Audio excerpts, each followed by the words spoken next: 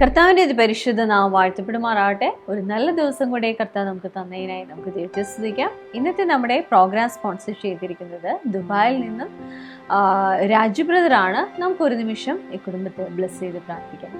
സ്വർഗീയ പിതാവേ, രാജു ബ്രദറിനെയും കുടുംബത്തെയും അവിടുത്തെ കരങ്ങളിൽ ഏൽപ്പിക്കുന്നപ്പാ, യേശുവിൻ്റെ നാമത്തിൽ കർത്താവെ അവിടുത്തെ നന്മകൾ കൊണ്ട് ഈ കുടുംബത്തെ അനുഗ്രഹിച്ചാട്ടെ അപ്പാ. കർത്താവെ, ബ്രദറിൻ്റെ ബിസിനസ് അനുഗ്രഹമായി തീരട്ടെ.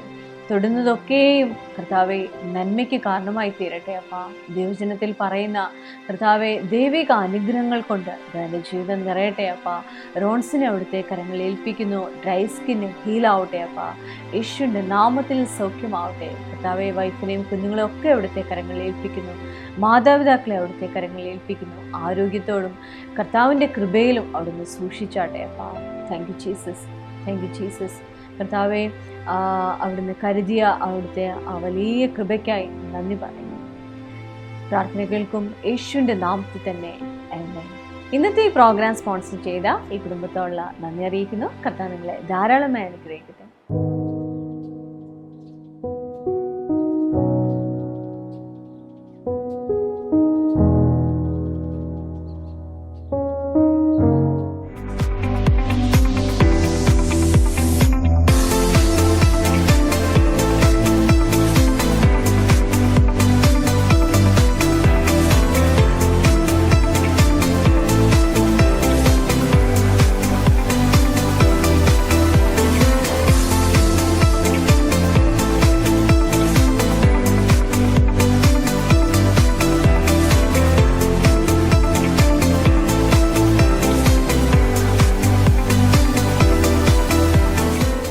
നമ്മളിനി കേൾക്കാനായി പോകുന്നത് ശാപത്തിന് കാരണമാകുന്ന പ്രവൃത്തികൾ നമ്മുടെ ജീവിതത്തിൽ എന്തൊക്കെയാണുള്ളത്, ദൈവജനത്തിൽ അതിനെക്കുറിച്ച് എന്തൊക്കെയാണ് പറഞ്ഞിരിക്കുന്നത് എന്ന ഒരു അനുഗ്രഹിക്കപ്പെട്ട മെസ്സേജാണ് നമ്മളിന്ന് കേൾക്കാനായി പോകുന്നത്. ശ്രദ്ധയോടെ കേട്ടാട്ടെ.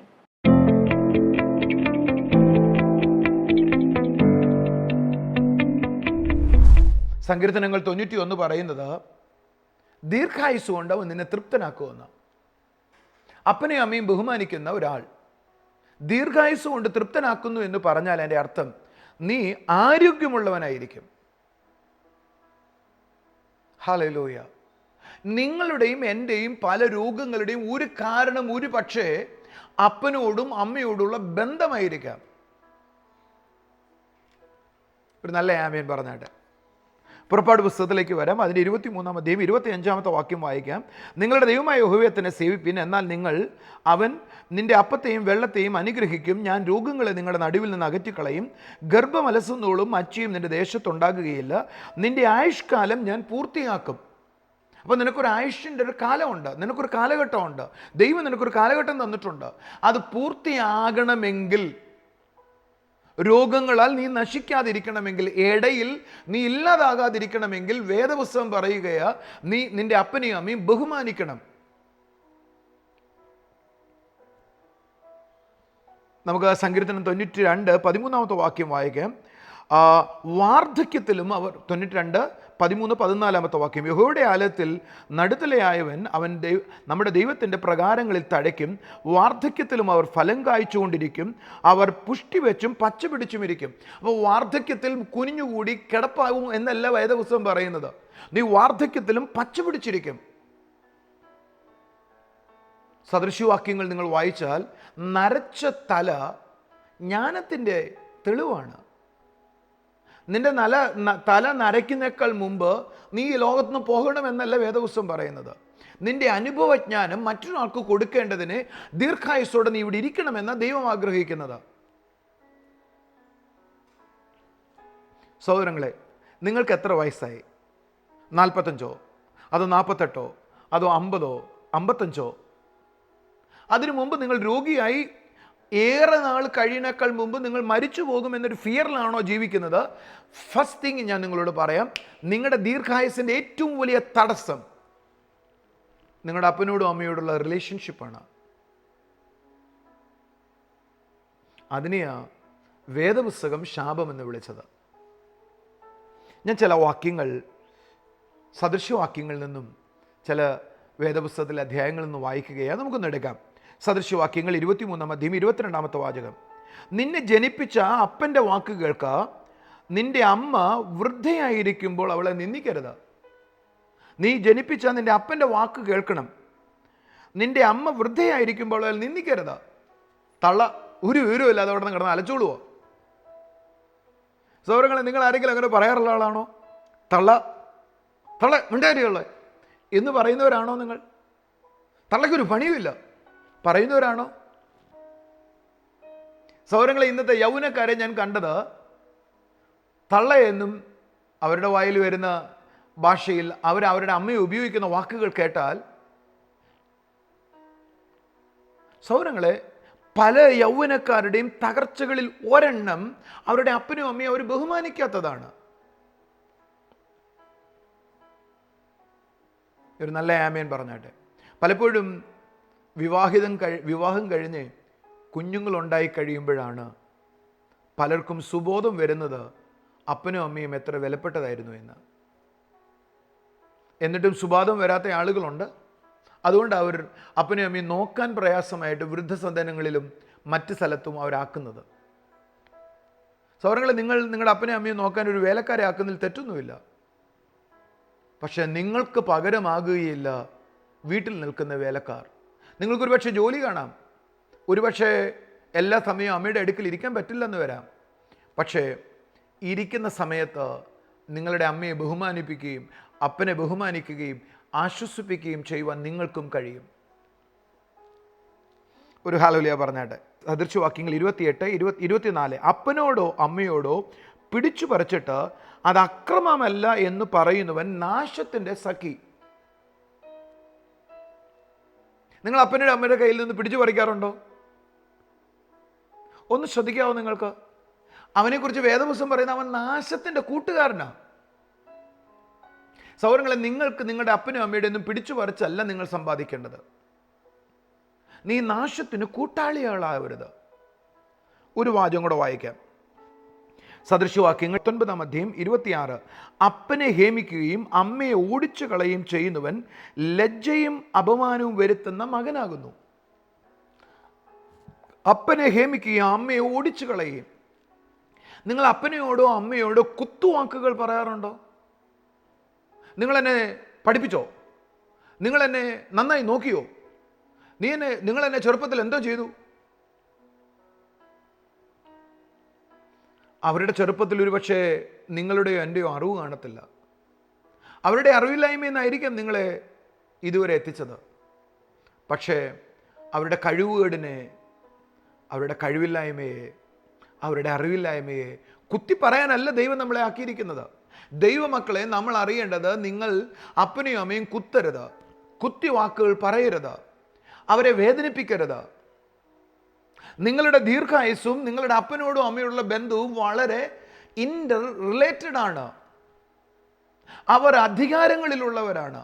അപ്പനും അമ്മയും നിങ്ങളുടെ മുകളിൽ ദൈവം ആക്കി വെച്ചിരിക്കുകയാണ്. അവരുടെ വായിൽ നിന്നുള്ള വാക്ക്, അവരുടെ ഹൃദയത്തിലെ വേദന നിന്റെ ആയുസ്സിൻ്റെ ദൈർഘ്യത്തെ ഇല്ലാതാക്കും. നമ്മുടെ അപ്പനും അമ്മയുടെ ഒക്കെ പ്രത്യേകത, എത്ര നിന്ദിച്ചാലും എത്ര തള്ളയെന്ന് വിളിച്ചാലും നീ ചെല്ലുമ്പോൾ, ഞാൻ വരുമ്പോൾ നമ്മുടെ വീട്ടിൽ ആഹാരം എടുത്തു വയ്ക്കുവാൻ അമ്മയ്ക്ക് പ്രയാസമില്ല. കാരണം അമ്മയുടെ മനസ്സങ്ങനെയാ, അപ്പൻ്റെ മനസ്സങ്ങനെയാ. ഒരുപക്ഷെ അപ്പൻ അങ്ങനെയല്ലായിരിക്കാം, അമ്മമാരുടെ മനസ്സങ്ങനെയാ. അതുകൊണ്ടാണ് വേദപുസ്തകം പറയുന്നത് നിന്റെ അപ്പനെയും അമ്മയും ബഹുമാനിക്കണം, അവരെ നിന്ദിക്കരുത്, നീ നാശത്തിൻ്റെ കൂട്ടാളിയാകരുത്. ഒരു വാചകം കൂടെ വായിക്കാം. സദൃശവാക്യങ്ങൾ 20-20. ആരെങ്കിലും അപ്പനെയോ അമ്മയോ ദുഷിച്ചാൽ അവൻ്റെ വിളക്ക് കൂരിരുട്ടിൽ കെട്ടുപോകും. അപ്പനെയോ അമ്മയൊക്കെ നിന്ദിക്കുന്ന ആളുകളെ കുറിച്ച് ദിവസം പറയുക, കൂരിരുട്ടാണ്, മുന്നോട്ട് പോകേണ്ടത് അല്പം വെളിച്ചത്തില്ല. ആ വെളിച്ചം ആ സമയത്ത് നഷ്ടപ്പെട്ടു പോകും. നിങ്ങൾ ആരെങ്കിലും അങ്ങനെ അനുഭവിക്കുന്നവരാണോ? ഇരുട്ടിൽ തപ്പുന്നവരാരെങ്കിലും ആണോ നിങ്ങൾ? ഞാൻ ഉറപ്പ് പറയാം, ഇരുട്ടിൽ തപ്പുന്നതിൻ്റെ ഒരു കാരണം, ഞാൻ ദൈവത്തെ വിളിക്കുന്നുണ്ട്, ഞാൻ ആരാധനയ്ക്ക് പോകുന്നുണ്ട്, പ്രാർത്ഥിക്കുന്നുണ്ട്, സൗരങ്ങളെ വെയിറ്റ്, നീ ഇരുട്ടിൽ മുന്നോട്ട് പോകേണ്ട എങ്ങനെയാണെന്ന് അറിയാതെ തപ്പുന്നയാളാണെങ്കിൽ ലിസൺ ടു മീ. നിന്റെ അപ്പനോടും അമ്മയോടുള്ള ബന്ധം എന്താണെന്ന് കണ്ടെത്തൂ. ഞാൻ പലപ്പോഴും കണ്ടിട്ടുള്ളത്, വിവാഹത്തിന് ശേഷം ഭാര്യമാർ നമ്മുടെ ജീവിതത്തിലേക്ക് വന്നതിന് ശേഷം അപ്പനോടും അമ്മയോടും സംസാരിക്കുന്ന പ്രകൃതം മാറുന്നു കണ്ടിട്ടുണ്ട്. ചില സഹോദരിമാർ വിവാഹം കഴിഞ്ഞ ശേഷം അവരുടെ ഭർത്താവിനോട് ഒന്ന് പറയുന്നത് ഞാൻ കേട്ടിട്ടുണ്ട്, നിങ്ങളുടെ തള്ള, ആ തള്ള എവിടുത്തെ കുഴപ്പം? നിങ്ങളുടെ ഭർത്താവിനോട് ആ അവൻ്റെ അമ്മയെക്കുറിച്ചോ അപ്പനെക്കുറിച്ചോ എരിവ് കയറ്റരുത്.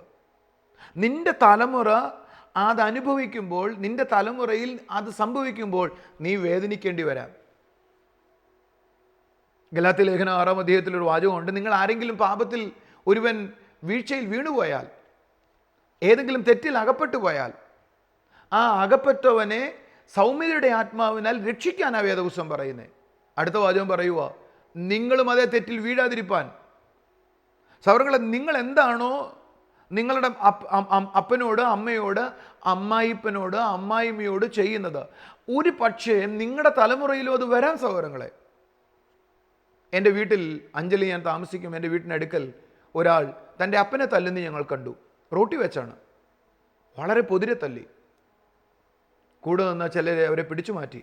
എന്നാൽ എൻ്റെ അടുക്കൽ നിൽക്കുന്ന ഒരു പ്രായമുള്ള അപ്പച്ചൻ പറയുക, അവനത് കിട്ടാതിരിക്കാൻ എങ്ങനെയാ?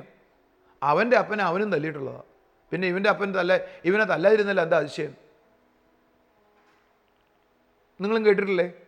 അവൻ്റെ അപ്പനെ അവൻ തല്ലിയിട്ടുള്ളതാ, ഇപ്പോൾ മോനെടുത്ത് അയാളെ തല്ലുക. നമുക്ക് യേശുവിലേക്ക് വരാം. ഒരു ഹല്ലേലൂയ പറഞ്ഞാട്ടെ.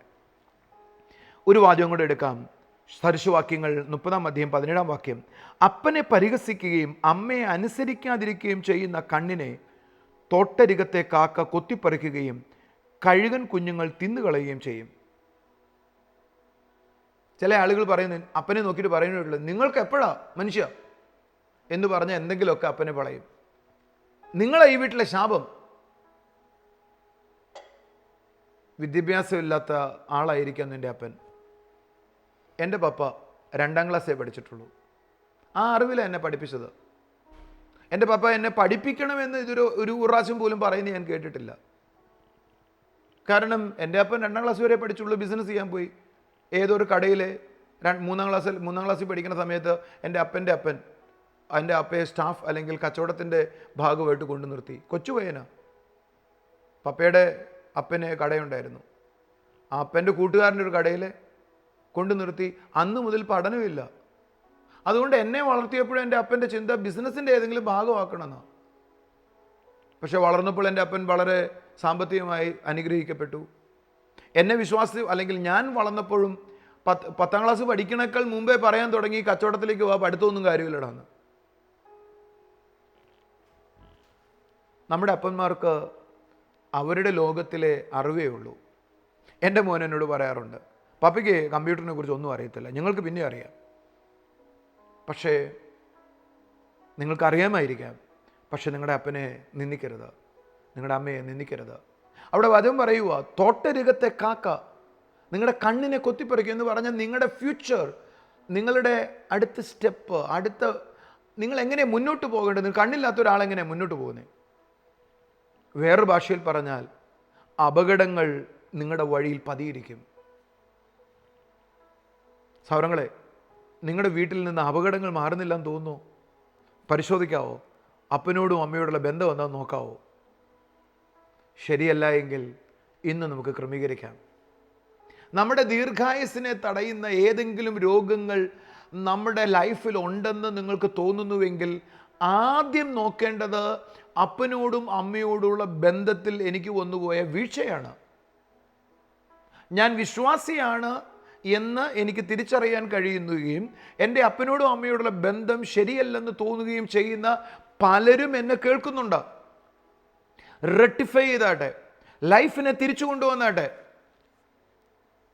ഒരു വാചകം കൂടെ വായിക്കാം. സദൃശവാക്യങ്ങൾ 30-ാം അധ്യായം 11-ാമത്തെ വാക്യം, അപ്പനെ ശപിക്കുകയും അമ്മയെ അനുഗ്രഹിക്കാതിരിക്കുകയും ചെയ്യുന്ന തലമുറ. വേദപുസ്തകം പറയുക, അപ്പനെ ശപിക്കുകയും അമ്മയെ അനുഗ്രഹിക്കാതിരിക്കുകയും ചെയ്യുന്ന തലമുറ. ഞാൻ നിങ്ങളോട് ചോദ്യം ചോദിക്കട്ടെ. നിങ്ങൾ വെളിയിൽ പോയിട്ട് വെളിയിൽ ഏതെങ്കിലും രാജ്യത്ത് പോയിട്ട് വരുമ്പോൾ, അല്ല നിങ്ങൾക്കൊരു ജോലി കിട്ടുമ്പോൾ, അല്ല നിങ്ങൾക്കൊരു നന്മ കിട്ടുമ്പോൾ നിങ്ങൾ ആരോടാണ് ആദ്യം പറയുന്നത്? തീർച്ചയായിട്ടും നിങ്ങളുടെ ഭാര്യ, വിവാഹം കഴിഞ്ഞ ആളാണെങ്കിൽ നിങ്ങളുടെ ഭാര്യയോട് തന്നെയാണ് പറയേണ്ടത്. അതിനുശേഷം നിങ്ങളുടെ അപ്പനോടും അമ്മയോടും. അല്ല, വിവാഹം കഴിയാത്ത ഒരാളാണ് എങ്കിൽ നിങ്ങൾ ആരോടാ പറയുന്നത്? നിങ്ങളുടെ കൂട്ടുകാരല്ല ആദ്യം കേൾക്കേണ്ടത് അത്. നിങ്ങളുടെ ചുറ്റുപാടുമുള്ളവരല്ല ആദ്യം കേൾക്കേണ്ടത്. അത് അവർ പറഞ്ഞിട്ടല്ല നിങ്ങളുടെ അപ്പനും അമ്മയും അത് അറിയേണ്ടത്.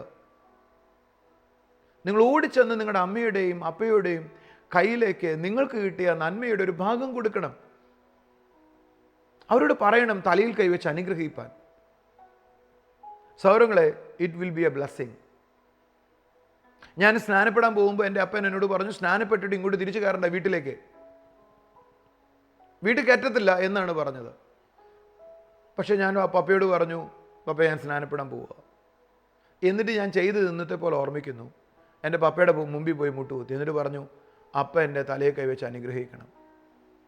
ഞാൻ ആ കൈ പിടിച്ച് എൻ്റെ തലയെ കൈവച്ചു. സ്നാനപ്പെടാൻ പോയാൽ വീട്ടിൽ കയറരുതെന്ന് പറഞ്ഞ് വഴക്കുണ്ടാക്കിയ അപ്പൻ തലയെ കൈവച്ചപ്പോൾ കരഞ്ഞുകൊണ്ട്, നീ അനുഗ്രഹിക്കപ്പെടും മോനെ എന്ന് പറഞ്ഞു. എന്നിട്ട് ഞാൻ പോകാൻ തുടങ്ങിയപ്പോൾ സ്നാനപ്പെട്ട് കഴിഞ്ഞ് ഇങ്ങോട്ട് കയറണമെന്നും പറഞ്ഞു. അപ്പന്മാരങ്ങനെയാ സഹോദരങ്ങളെ. നിങ്ങൾ നന്മ ചെയ്യുന്നത് അവർക്കിഷ്ടമാണ്, അവർക്ക് വിധേയപ്പെടുന്നത് അവർക്കിഷ്ടമാണ്. നിങ്ങളുടെ ദീർഘായുസ്സിന് തടസ്സമായി നിൽക്കുന്ന ക്യാൻസർ, നിങ്ങളുടെ ദീർഘായുസ്സിന് തടസ്സമായി നിൽക്കുന്ന ഹാർട്ട് ഡിസീസുകൾ, നിങ്ങളുടെ ദീർഘായുസ്സിന് തടസ്സമായി നിൽക്കുന്ന നട്ടൽ രോഗങ്ങൾ, ബ്രെയിൻ സംബന്ധമായ രോഗങ്ങൾ, അതിന് ഒരു കാരണം ഒരു പക്ഷേ നിങ്ങളുടെ അപ്പനോടും അമ്മയോടുള്ള ബന്ധത്തിൻ്റെ പ്രശ്നമാണ് എങ്കിൽ, ചില ആളുകൾ എന്നോട് പറയും, ബ്രദറെ എങ്ങനെയാണ് ബന്ധം ശരിയാക്കുന്നത്? എൻ്റെ അമ്മ ഭയങ്കര വഴക്കാളി തള്ളയാണ്, എൻ്റെ അപ്പനൊരു മുൻകോപിയാണ്. ആയിരിക്കാം, അവരങ്ങനെയായിരിക്കും ജീവിച്ചത്. അവരുടെ അപ്പനോടും അമ്മയോടുള്ള ബന്ധത്തിൽ അവരങ്ങനെയായിരിക്കും പഠിച്ചത്. അവരുടെ ലൈഫ് അങ്ങനെയായിപ്പോയി. അവരെ തിരുത്താൻ ശ്രമിക്കരുത്, അവർ മാറത്തില്ല. പക്ഷേ നിങ്ങൾക്ക് മാറാൻ പറ്റും. നിങ്ങൾ യേശു ഉള്ളവരാ, നിങ്ങൾക്ക് മാറാൻ പറ്റും. നിങ്ങൾക്ക് ചെയ്യാൻ കഴിയുന്ന എന്താ? ഒരു നല്ല ഹല്ലേലൂയ പറഞ്ഞാട്ട് അവരെ തിരുത്താൻ പോകുകയല്ല, നന്നാവത്തില്ല എന്ന് പറയല്ല. നിങ്ങൾക്ക് ഏതെങ്കിലും കാര്യത്തിൽ വീഴ്ചയുണ്ടെങ്കിൽ അവരോട് ക്ഷമ പറയണം. അപ്പോൾ പറയുന്ന വാചകം, നീ അല്ലേലും എൻ്റെ അടുത്ത് വരാതെ എവിടെ പോകാനിടാ എന്നൊക്കെ പറയും. അമ്മയല്ലേ പറഞ്ഞത്, അപ്പനല്ലേ പറഞ്ഞത്, നമുക്ക് മിണ്ടാതിരിക്കാം. തള്ളെ നിങ്ങളോട് വന്നിട്ട് പറഞ്ഞിട്ട് കാര്യമില്ല എന്ന് പറയില്ലേ, മിണ്ടാതിരിക്കാം, സ്നേഹിക്കാം. കർത്താവിനെ അറിഞ്ഞ വ്യക്തികളിൽ പോലും ഞാൻ ശാപത്തിന് കീഴിലാണോ എന്ന ചിന്തയിലാണ് പലരും ആയിരിക്കുന്നത്. എന്നാൽ ദൈവവചനം പറയുന്നു, വാർദ്ധക്യത്തിലും പച്ചപിടിച്ചും പുഷ്ടി പ്രാപിച്ചും നാം ആയിരിക്കണമെന്നാണ് ദൈവവചനം നമ്മളെ പഠിപ്പിക്കുന്നത്. കർത്താവ് അതാണ് ആഗ്രഹിക്കുന്നത്. നമ്മുടെ വാർദ്ധക്യം അനുഗ്രഹത്തോടു കൂടി ആയിരിക്കണം. നമ്മൾ ശാപത്തെക്കുറിച്ചാണ്, ശാപത്തിന് കാരണമായ പ്രവൃത്തിയെക്കുറിച്ചിട്ടാണ് നമ്മളിന്ന് കേൾക്കാനിടയായിത്തീരുന്നത്. ശാപത്തിന് കാരണമായ പ്രവൃത്തികളിൽ നിന്ന് ഒഴിഞ്ഞിരിക്കുവാൻ തക്കോണം കർത്താവ് നമ്മളെ ഓരോരുത്തരെയും സഹായിക്കട്ടെ. നമുക്കിനി ചില സാക്ഷ്യങ്ങൾ കാണാം.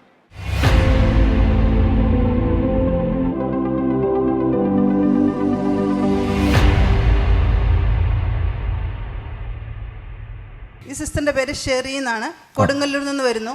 8 മാസമായിട്ട് നിന്റെ മകൾക്ക് അതികഠിനമായ തലവേദനയായിരുന്നു. 8 മാസമായി. ഓഫീസ് സ്റ്റാഫ് ആയ കാരണം എപ്പോഴും കമ്പ്യൂട്ടറിൽ അക്ഷരങ്ങൾ നോക്കണമായിരുന്നു. ചെറിയ അക്ഷരങ്ങൾ വായിക്കാൻ വളരെയധികം ബുദ്ധിമുട്ടായിരുന്നു. കഴിഞ്ഞ മാസത്തെ ടൗൺ ഹാൾ മീറ്റിംഗിൽ വന്നു. അത്ഭുതകരമായി പൂർണ്ണ സൗഖ്യം നിന്റെ മകൾക്കുണ്ടായി. കരകളെ അടിച്ചിട്ട് കർത്താവിനെ സ്തുതിക്കും. എവിടെ നിന്നാണ് ആന്റി വരുന്നതെന്ന് പറഞ്ഞേ? എന്താ ആന്റിയുടെ പേര്? ഷെറി. എത്ര നാളായിട്ട് തലവേദന ഉണ്ടായിരുന്നു? 8 മാസമായി. എനിക്ക് ഭയങ്കര തലവേദനയായിരുന്നു. 8 മാസമായിട്ട് ശക്തമായ വേദന ഉണ്ടായിരുന്നു. എന്താ ജോലി ചെയ്യുകയെന്ന് പറഞ്ഞത്? ഓഫീസിൽ ബില്ലിംഗ് അടിക്കലാണ്. എറണാകുളത്ത് തന്നെയാണോ? കൊടുങ്ങല്ലൂരിലാണ്. അപ്പോൾ കമ്പ്യൂട്ടർ വർക്ക് ചെയ്യാൻ വേണ്ടി ഒത്തിരി പാടുണ്ടല്ലേ? ഭയങ്കര പാടാണ്, നോക്കാനൊക്കെ പറ്റണ്ടായില്ല. കണ്ണീന്ന് വെള്ളം വരും. ഞാൻ ബാമം കൊണ്ടൊക്കെയാണ് പോയി, എപ്പോഴും അത് പുരട്ടിയിരുന്നു. പിന്നെ പാരസെറ്റമോൾ എപ്പോഴും കഴിക്കലും. മാറ്റമൊന്നും ഉണ്ടായില്ലയോ? ഒന്നും ഉണ്ടായില്ല. ഹോസ്പിറ്റലിൽ വല്ലതും പോയായിരുന്നു? ഹോസ്പിറ്റലിൽ ഒരു പ്രാവശ്യം പോയപ്പോൾ കണ്ണിൻ്റെ പവറിൻ്റെ ആണെന്ന് പറഞ്ഞിട്ട് കണ്ണട മാറ്റി തന്നു. പക്ഷെ എന്നിട്ട് എനിക്ക് അത് അങ്ങനെയാണ് നമ്മുടെ മീറ്റിങ്ങിൽ വരുന്നത്. മീറ്റിങ്ങിൽ വന്ന് കഴിഞ്ഞ മാസം വന്ന് അതിൽ പിന്നെ ഇതുവരെയായിട്ടും ഈ 1 മാസമായിട്ട് യാതൊരു കുഴപ്പമില്ല. ഒന്ന് കരങ്ങളെ അടിച്ചെന്റെ കർത്താവിനെ സ്തുതിച്ച്. ഇപ്പോൾ ആ വേദന പൂർണ്ണമായി മാറിപ്പോയി. ഇപ്പോൾ ജോലി ചെയ്യുന്നതിന് കുഴപ്പമൊന്നുമില്ല. ഒരിക്കൽ കൂടി എൻ്റെ കർത്താവിന് നന്ദി പറയാം. Thank you. Ernakulam public meeting, serial number 17. ഈ സിസ്റ്ററുടെ പേര് അമ്മിണി. സിസ്റ്റർ പിറവത്തു നിന്നാണ് വരുന്നത്. ഈ സിസ്റ്ററിന് 1 വർഷമായിട്ട് ദേഹം ചൊറിച്ചിലുണ്ടായിരുന്നു, സ്കിന്നിൽ നിന്ന് വെള്ളം വരുമായിരുന്നു. അതുപോലെ തന്നെ സിസ്റ്ററിന് രാത്രി ഉറക്കമില്ലായിരുന്നു എന്നാണ് പറയുന്നത്. സിസ്റ്റർ പാമ്പാക്കുട ഗവൺമെൻറ് ഹോസ്പിറ്റലിൽ കാണിച്ചിരുന്നു. ഡോക്ടർ 1 വർഷമായിട്ട് സ്കിൻ അലർജി ആയിരുന്നു. സ്കിന്നിൽ നിന്ന് വെള്ളം വരുമായിരുന്നു എന്നാണ് പറയുന്നത്. സ്കിന്നിൽ നിന്ന് വെള്ളം വരുമായിരുന്നു. പിന്നെ രാത്രിയിൽ ഉറക്കമില്ലായിരുന്നു എന്ന് പറഞ്ഞു. സിസ്റ്റർ പാമ്പാക്കുട ഗവൺമെൻറ് ഹോസ്പിറ്റലിൽ കാണിച്ചിരുന്നു. ഡോക്ടർ ഓയിൻമെൻറ്റ് തന്നു, എന്നിട്ടും ശമനം ഉണ്ടായിരുന്നില്ല. കഴിഞ്ഞ മാസത്തെ നമ്മുടെ ടൗൺ ഹാളിലെ മീറ്റിങ്ങിൽ വെച്ച് ജോൺ ബ്രദർ പ്രാർത്ഥിച്ചു, സിസ്റ്ററിന് പൂർണ്ണ സൗഖ്യമായി. ഒന്ന് കരകളെ അടിച്ചെൻ്റെ കർത്താവിനെ സ്തുതിക്കാം. അമ്മച്ചി എവിടെ നിന്നാ വരുന്നതെന്നാ പറഞ്ഞത്? ഓണക്കൂറ്. എന്താ അമ്മച്ചിയുടെ പേര്? എൻ്റെ പേര് അമ്മണിന്ന്. അമ്മച്ചിക്ക് എത്ര നാളായിട്ട് ആ പ്രയാസം ഉണ്ടായിരുന്നു? കുറേ നാളായി. ഈ മേല് മുഴുവൻ ഇങ്ങനെ വെള്ള പാട് പോലെ, കൈയും കാലും എല്ലാം ഇപ്പം കറുപ്പായി. കൈയും കാലും എല്ലാം വരുമായിരുന്നു അലർജി? പാടായിരുന്നു. അത് പൂർണ്ണമായിട്ട് മാറി. പിന്നെ ശരീരം തല മുതൽ കാല് വരെ ചൊറിച്ചിൽ, മൊത്തം ചൊറിച്ചിൽ. നേരം ഉറക്കത്തിലും പണിക്ക് പോകുമ്പോഴൊക്കെ ചൊറിച്ച്. ഞാൻ നമ്മുടെ മീറ്റിങ്ങിൽ വന്നിടത്തോടെ മാറ്റം ഉണ്ടായോ? മാറി. ഇവിടെ വന്ന് പ്രാർത്ഥിച്ച് മാറി. ഇപ്പോൾ ഒരു കുഴപ്പമില്ല. എത്ര നാളായി സൗഖ്യമായിട്ട്? 1 മാസത്തോളമായി. 1 മാസത്തോളം. ഈ 1 മാസത്തിനിടയിൽ ശരീരത്തിൽ ഒരു കുഴപ്പമില്ല? കുഴപ്പമില്ല, എല്ലാം പൂർണ്ണമായിട്ട് മാറി. ഉറങ്ങാൻ പറ്റുന്നുണ്ടോ? ഉറങ്ങാനും പറ്റുന്നുണ്ടോ? ഒന്ന് കരങ്ങളെ അടിച്ചെൻ്റെ കർത്താവിനെ സ്തുതിച്ചേ. ഈ അമ്മച്ചിയുടെ ജീവിതത്തിൽ കർത്താവ് വലിയ അത്ഭുതമാണ് ചെയ്തത്. നാളുകളായിട്ട് അമ്മച്ചിയുടെ കയ്യിലും ദേഹത്തുമൊക്കെ അലർജി പ്രശ്നം ഉണ്ടായിരുന്നു. അത് മാത്രമല്ല, അമ്മച്ചിക്ക് ഉറക്കക്കുറവുണ്ടായിരുന്നു. അതും എൻ്റെ യേശു സൗഖ്യമാക്കിയെന്നാണ് പറയുന്നത്. ഒരിക്കൽ കൂടി കരങ്ങളെ അടിച്ചെൻ്റെ കർത്താവിനെ സ്തുതിക്കും. ഇത് Ernakulam public meeting serial number 15 ആണ്. ഈ സഹോദരിയുടെ പേര് ജയ്ജ എന്നാണ്. കടവന്ത്രയിൽ നിന്ന് കടന്നു വരുന്നു. ആ സഹോദരിയുടെ മകനായ ഹരിനാഥിന്റെ ഒരു അത്ഭുത സാക്ഷ്യം പറയാനാണ് ഒന്ന് നിൽക്കുന്നത്. കഴിഞ്ഞ മാസം 2 ആഴ്ചയോളമായിട്ട് ഈ കുട്ടിക്ക് ശക്തമായ വയറിളക്കവും ഡീഹൈഡ്രേഷനും കൊണ്ട് കഷ്ടപ്പെടുകയായിരുന്നു. 2 ആഴ്ചയോളം പ്രൈവറ്റായിട്ട് ക്ലിനിക്കിൽ പോയി ചികിത്സിക്കുകയും ചെയ്തിരുന്നു. എന്നാൽ കഴിഞ്ഞ മാസം നമ്മുടെ ടൗൺ ഹാളിൽ മീറ്റിംഗിൽ വന്ന് നമ്മുടെ ബ്രദർ പ്രാർത്ഥിച്ച ഫലമായി തൽക്ഷണം ആ ഡീഹൈഡ്രേഷനും മറ്റുള്ള വയറിളക്കം ഒക്കെ മാറിപ്പോയി എന്ന് ഒരു സാക്ഷ്യപ്പെട്ടു. എന്താ മോന്റെ പേര്? ഹരിനാഥ്. ഹരിനാഥ് എവിടെ നിന്നാ വരുന്നത്? കടവന്ത്രയിൽ നിന്നാണ് വരുന്നത്. 2 ആഴ്ചയോളം എന്തായിരുന്നു പ്രശ്നം? വയറിളക്കമായിരുന്നു. വയറിളക്കം കാരണം പിന്നെ ഡീഹൈഡ്രേഷനായി. ശ്രദ്ധിക്കണം, അല്ലെങ്കിൽ ഇനി ഹോസ്പിറ്റലൈസ് ചെയ്യേണ്ടി വരും. കൂടുതൽ ആള് പ്രിമേച്ചറും ആയിരുന്നു. അപ്പോൾ കൂടുതലും കെയർ ചെയ്യേണ്ടതായിരുന്നു. ഞാൻ എറണാകുളം മീറ്റിങ്ങിൽ കഴിഞ്ഞ മാസത്തെ മീറ്റിങ്ങിലാണോ വന്നത്? കടന്നു വന്നിരുന്നു. അപ്പോൾ ബ്രദർ പ്രാർത്ഥിക്കാൻ വന്നപ്പോൾ പറഞ്ഞു കുഞ്ഞിനെ താഴെ നിർത്തുമെന്ന് പറഞ്ഞു. എൻ്റെ തലയിൽ കൈ തൊട്ടിട്ട് പറഞ്ഞു പിന്നെ ഇരുട്ടിൻ്റെ ബലം ഇല്ലാതാവട്ടെ എന്ന് പറഞ്ഞു. ആ നിമിഷത്തിൽ മാറ്റം ഉണ്ടായോ? മാറ്റം ഉണ്ടായി. പിന്നെ ബിജു ബ്രദറോട് നിൽപ്പുണ്ടായിരുന്നു. അപ്പം ബിജു ബ്രദറോട് ഞാൻ പറഞ്ഞു കുഞ്ഞിൻ്റെ വയറിളക്കം വേണ്ടിയിട്ട് പ്രാർത്ഥിക്കാനാണ് വന്നേ. പക്ഷേ ബ്രദർ താഴെ നിർത്താൻ പറഞ്ഞുകൊണ്ട് പ്രാർത്ഥിച്ചില്ലായിരുന്നു. അപ്പോൾ ബിജു ബ്രദർ തലയിൽ കൈ വെച്ചിട്ട് പറഞ്ഞു കുഴപ്പമൊന്നുമില്ല, അത് പോയി എന്ന് പറഞ്ഞു. പിന്നെ ഒരു കുഴപ്പമുണ്ടായില്ല. ഒന്ന് കരങ്ങളെ അടിച്ചെൻ്റെ കർത്താവിനെ സ്തുതിച്ച്. കർത്താവ് ഈ കുഞ്ഞിനെ കർത്താവ് സൗഖ്യമാക്കിയതാണ് സാക്ഷീകരിക്കുന്നത്. Thank you.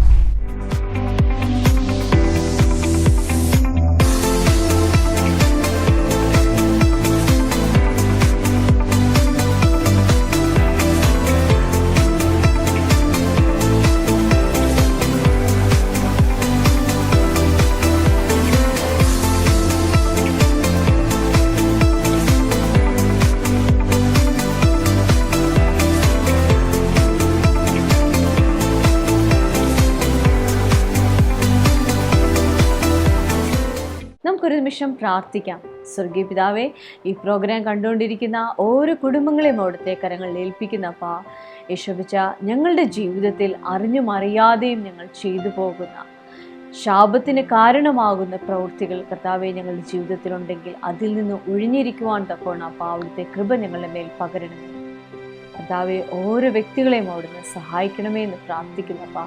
Thank you Jesus.